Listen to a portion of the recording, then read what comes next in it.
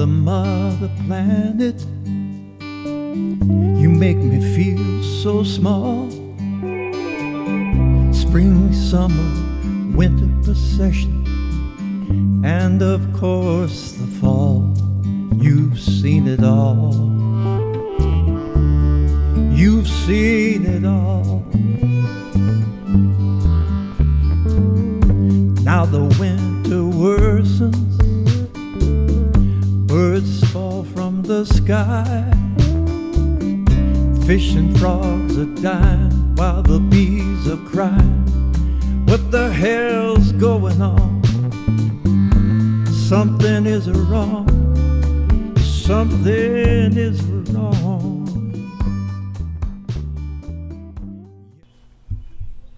The history of 420 in 3 acts.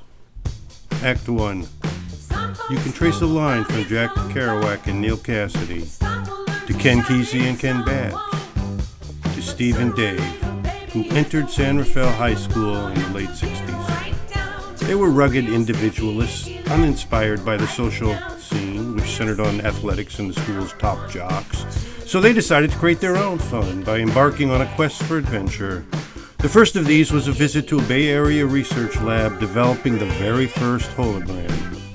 Soon, Jeff, Larry, and Mark joined the safaris as these adventures became known. Every safari started with a sacramental hit of cannabis, followed by the cranking of the tunes, either in the 1966 four-door Chevy Impala with the killer Craig 8-track system stereo, or in Steve's room, or in one of the other sacred spots they shared herb, as getting high was illegal and couldn't be done in public or around parents. One of their favorite spots was underneath the statue of Louis Pasteur by Benny Bufano, which overlooked the school parking lot. Sacred hymns provided by the New Riders of the Purple Sage, Allman Brothers, Poco, Commander Cody, Beatles, the Moonlighters were then employed to lift the vibration higher. This crew gravitated to a wall inside the courtyard of the San Rafael High where they'd meet before class and during lunch break to make withering comments about everything around them. And this is where they obtained their name, the Waldos, as well as where they honed their savage wit. You couldn't smoke pot around school unless it was a one-hitter and done extremely carefully, and even then you risked suspension and your parents' wrath. In the fall of 1971, Steve was given a treasure map to an abandoned patch of cannabis on Point Reyes that had been planted by a member of the Coast Guard too scared to return to retrieve it. He wanted some fellow stoners to have the patch, and everybody at San Rafael knew the Waldos were frequent stoners. Surely, this is the ultimate safari, thought Steve. No more adventurous nor noble quest could be devised by the mind of man. The Waldos prophetically all agreed to meet at 4:20 p.m. at the Louis Pasteur statue to get high and drive out to Point Reyes to search for the secret patch of weed. From then on, whenever the Waldos passed each other in the halls, they spontaneously erupted in a salute with the words, "420, Louis." Little did they know how far this ritual would eventually travel, although Louis got lost along the way. For the next 10 years, the Waldos went on the most amazing safaris and had the most magical adventures, although they sadly never found that patch. But they always sponsored a big pot party on April 20th, where a ceremonial toke would take place at 4:20 p.m. Eventually, they started getting married, having families, and picking up the sacred pipe much less frequently. However, they kept up the safaris. But soon after the Waldos retired from 420 ceremonies, younger classmen of San Rafael High picked up on the magic of numerology and began using the code as a way to evade detection, and some of them started a ritual of congregating on a ridge of Mount Tamalpais with a sunset view of the Pacific on April 20th in order to get high at exactly 4:20 p.m. as a way to honor the spirit of cannabis. This ritual started with only a few souls, but soon grew to dozens. And that's when someone got the idea of making a flyer inviting all stoners to the ceremony. Nobody outside Marin County even knew that 420 signified pot. But even those gathered at the top of Mount Tam didn't have any idea of how the code had started. They thought it had something to do with the police. Act 2. I'm often knee-deep before I realize what I stepped into, and that's how it was with the Cannabis Cup. The idea came to me on the plane while flying back from the Netherlands after interviewing the founder of the first marijuana seed company, Neville Schoenmakers. The night before, Dave Watson had regaled me with tales of California harvest festivals before camp helicopters forced that scene underground. Soon I was back in the Netherlands organizing the first Cannabis Cup with a photographer and grow expert. 3 seed companies entered, and one of them didn't even cure their entries, but plucked them fresh off the vine. But when I returned home after that first event, I couldn't shake a feeling of responsibility. My event demanded a ceremonial framework respecting the true spirit of cannabis and its historical importance and influence. And that's how I ended up buying a paperback version of the Rig Veda. Imagine my surprise when I came across the description of the primary sacrament shared during all ceremonies, a drink called soma. The blind see, the lame walk, he clothes the naked. Soma is a sage and seer, inspired by poetry, king of the healing plants. I knew soma was supposed to be a mushroom, something accepted as gospel by the academic community, but in my heart I instantly realized that this had to be a description of cannabis, and there had to be some incredible cover-up going on that dwarfed the cover-up Jack Hare was pushing about the industrial uses and environmental benefits of hemp.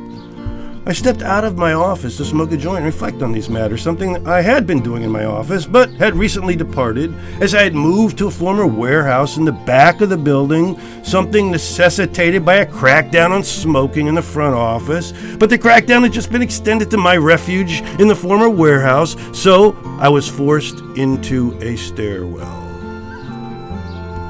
The recently appointed news editor was there, along with a member of the Cannabis Action Network from the Bay Area who was dropping off a flyer. There was also some hippie dude I didn't know who proceeded to pull out a stash of whippets, and he began inhaling them in rapid succession. The news editor asked when he was going to share, and he said, "Sorry, I only have my dose and nothing more." I fired my joint while the dude from Can showed me a flyer that had been circulated at a Grateful Dead show in Oakland. "Check this out," he said. "It's really silly." I don't have emancipatory moments often, but I've been traveling through the Vedas for hours and still had a foot in the distant past. So when I saw that crude flyer asking people to come to the Sunset View Ridge of Mount Tam at 4:20 p.m. on April 20th, it assumed biblical proportions in my mind, and I expressed these feelings instantly, because this was surely a sign and something that could be employed to give deeper meaning to my Cannabis Cup ceremony. But for those not into numerology or the study of secret societies, this sort of thinking is silliness with no meaning. Some people got 420 and used the magic to enhance their experience and legitimize pot and ceremony, while for others, it just remained a funny excuse to light up and nothing more. I told my staff that day I intended to use the code to build a case for spiritual rights under the Constitution. This ceremony manifested spontaneously and is evidence of the power of cannabis to create ceremony and culture, I said. We're going to make this a big part of the Cannabis Cup and the Freedom Fighters. Later on, I was crushed to discover the news editor had run a joke item about the flyer, failing to even mention my pledge to deploy the code as a fulcrum for legalization. No matter, John Holmstrom, editor of the Hemp 100 page, knew exactly what I was doing, and from that day on, a mention of 420 was on every Hemp 100, and that page had a fanatical following. Certainly Chef Jack Hare, Roger Belknap, Tom Harris, and Lyndon Noel got 420. They were the shock troops in the hemp legalization movement who helped me found the Freedom Fighters, the first national hemp legalization group. For many years, we drove to rallies in a magic bus, a new one each year as they were always breaking down. We hosted free campgrounds with free kitchens and published a free newsletter. Back then, the rallies were all held at precisely noon, a trend that would continue for well over a decade. But the Freedom Fighters always held council at 4:20 p.m., passed a feather, and plotted how to best legalize in our lifetime. Just as every year, one of the Freedom Fighters was selected by open council to attend the Cannabis Cup as a celebrity judge. I hadn't been to any cup since the first one because the publisher claimed it was just an excuse for me to go get high with my friends, so I sent other people a different one each year. But in 1993, I held the first 420 council at the Cannabis Cup. In truth, it was a clumsy ceremony, as no one but me had any idea what 420 represented, including Jack Harrer. Some people will claim 420 was already widespread within the Grateful Dead community in the 1980s, but this is not true. It was known to teenagers who lived in Marin County in the later part of the decade and was on the way out when I began promoting it. At the 7th Cup, the 420 ceremony blossomed and became epic and stayed that way for the next 15 years, or at least until High Times booted me out of my own event. Most of the chiefs of cannabis in Amsterdam attended that 420 ceremony and spoke from their hearts. Eagle Bill was a major force elevating those ceremonies, and it could not have happened like it did without him. I ran into Bill on my way to open the PAX Party House on opening day and noticed he carried a hand-carved staff. I asked if he would like to be the ceremonial high priest and use his staff in place of a feather. The impact of this request on Eagle Bill was profound. To say Eagle Bill got 420 would be a vast understatement, as he rapidly elevated to become the primary guiding spirit of the event. I was arranging everything around 420 in the afternoon, but the crew got so devoted they began doing 420 a.m. ceremonies, and these rapidly became the most legendary parties at the Cup, held in the Quinton lobby after the award show. Everyone collected mass selfies under a clock at exactly 420. In 1995, Vancouver got credit for staging the first April 20th 420 ceremony outside Marin County. Mark Emery, Dana Rosick, Cindy Lasso, and Ian Hunter had a hand in manifesting this event. Although Mark was initially opposed to the concept, it continues today, I suppose, as the longest-running April 20th ceremony in North America. In 1998, I staged the first New York City 420 celebration on April 20th at Wetlands, featuring the Cannabis Cup band. In later years, the band held an April 20th celebration on board a boat that traveled around Manhattan Island. I wouldn't stage another public 420 event in New York until 2017, when the Temple Dragon Band did a free performance in Tompkins Square Park in the East Village. The Mount Tam Sunset Ridge ceremony, meanwhile, was shut down in 1990. Without the efforts of High Times, 420 likely would have died out in the early 90s. Act 3.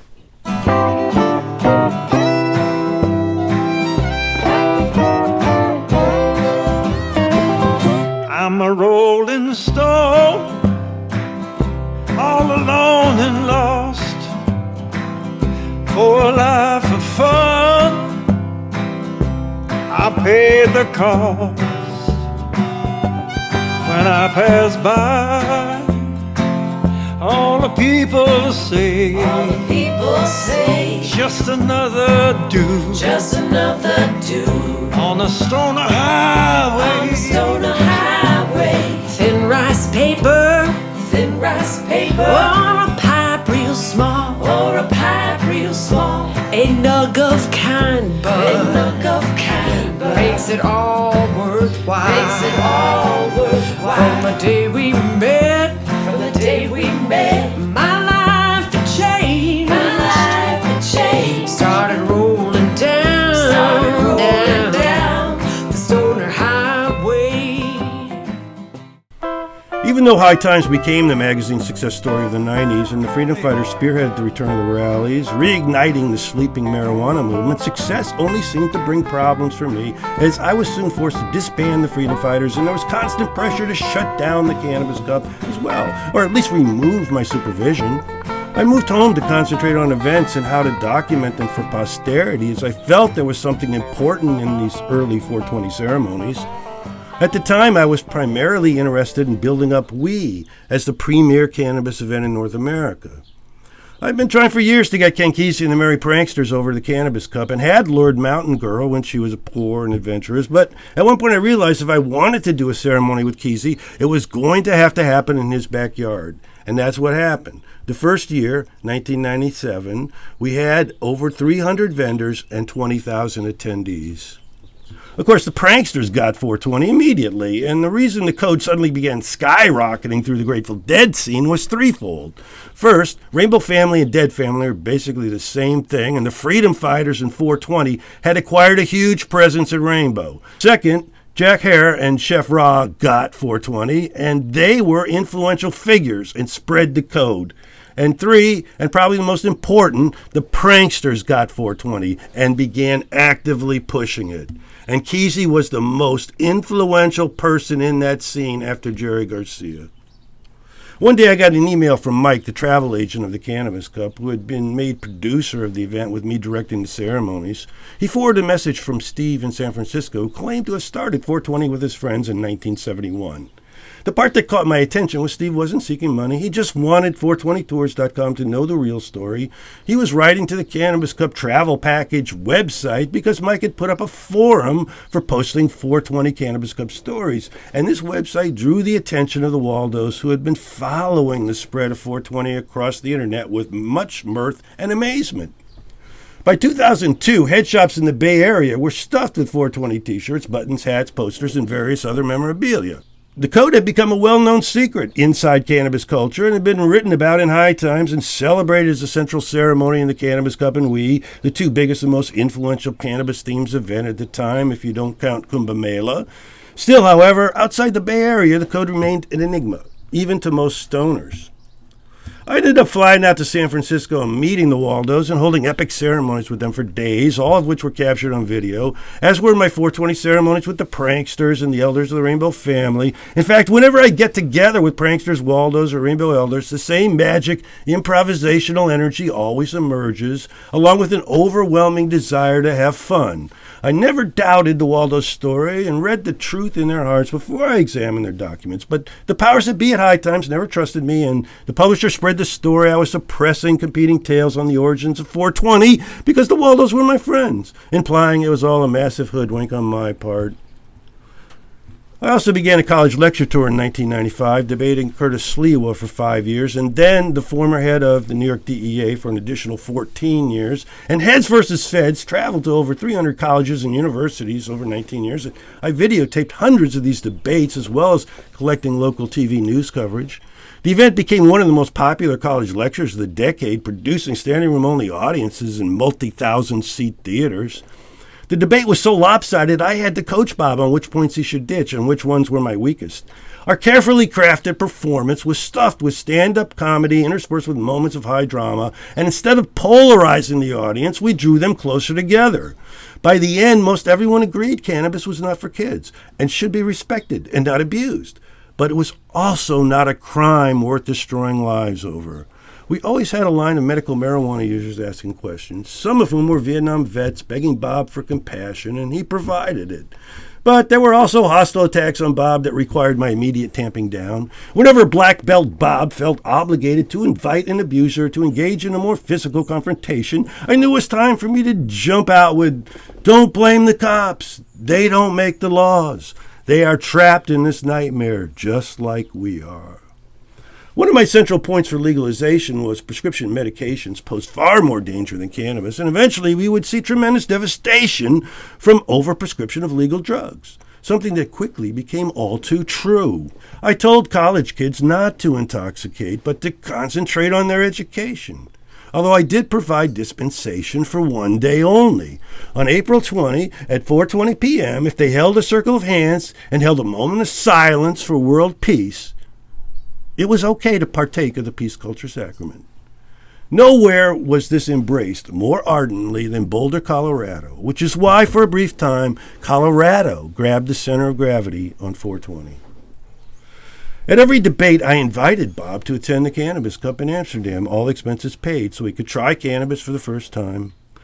Bob always declined, and the repartee that followed produced the biggest laughs of the night. Many decades later, after Bob developed back problems, his doctor recommended cannabis. Bob did try it, and it worked. So he wrote a mea culpa for the media. I also urged students to have a peace ceremony at 420 on April 20th, while urging moderation, reminding them the less you do, the higher you get.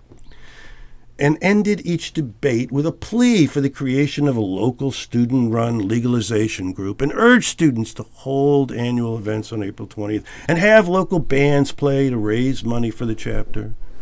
I promised if they made that group and held that 420 peace ceremony, I would return someday to celebrate with them. According to Alan St. Pierre, former head of NORML, without Hager, I don't think there's any way that this interesting numerology would have crept deep into American culture and commerce. But Alan remains the lone cannabis influencer who acknowledges my contribution. I was just a boy, only 15, neither good or bad, somewhere in between. But I got lost, and I went astray. Couldn't stop going down the Stoner Highway. Now, boys, don't take no breakfast dab. Unless, of course, life's become too drab. Take my advice, or you'll ruin the day. You ruin your day. Oh, you lost control. And you lose control. On the Stoner Highway. On a Stoner Highway. My agent booking the debate always booked April 20th first every year, which meant I could never attend any 420 ceremonies on 420 except my own. I've long supported the position 420 is a tool for legitimizing cannabis as the sacrament of peace. I was never in favor of students doing breakfast dabs on exam days. I knew some students get overly attracted to intoxication early in life and it holds them back. But on the other hand, I never believed anyone should go to jail, lose a student loan, or custody of their kids over cannabis. Limited experimentation can be beneficial to some teens. I suggested using 4:20 p.m. as a guide for an appropriate hour for the adult population to hold cannabis ceremonies away from the children. I also granted dispensation to the students for one day annually, provided they attended a peace circle while imbibing. Sadly, in 2016, that former news editor posted a story about how he discovered 420 and failed to mention me at all. He then told a HuffPost reporter that I had nothing to do with promoting 420 and that the code took off on its own, as if my events and ceremonies had zero to do with what happened. This same person denied the story of the Waldos for years and always pointedly refused to participate in my ceremony at the office. The biggest fallacy today, spread mostly by the same person, is the code was spread through the Grateful Dead. Even Wikipedia falsely makes this claim, as if the Waldos' parents gave the code to the Dead who spread it to the followers. In fact, the Dead never mentioned 420 all through the 1990s. Meanwhile, every High Times magazine for decades was pushing 420 on the Hemp 100. That is where most Deadheads picked it up. That and the hundreds of college lectures I was doing across the country urging people to celebrate the sacrament of peace culture. I'm hoping some who see this will get 420 and take their consumption to a higher level on the magic day, rather than just an excuse to get intoxicated.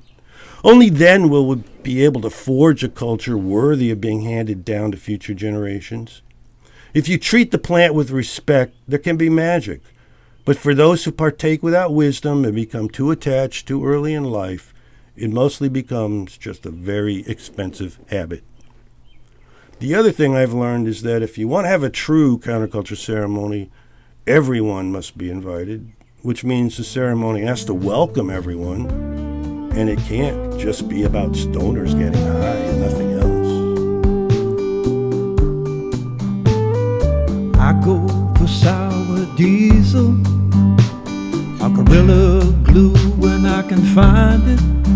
Oh, as long as it's green mud, organic and well cured. You know the super kind. Just take some time. Mother planet. After all the years I found an occupational hazard when an occupation's just not around. Feel like I'm down. head uptown. Feel like I'm down, gonna head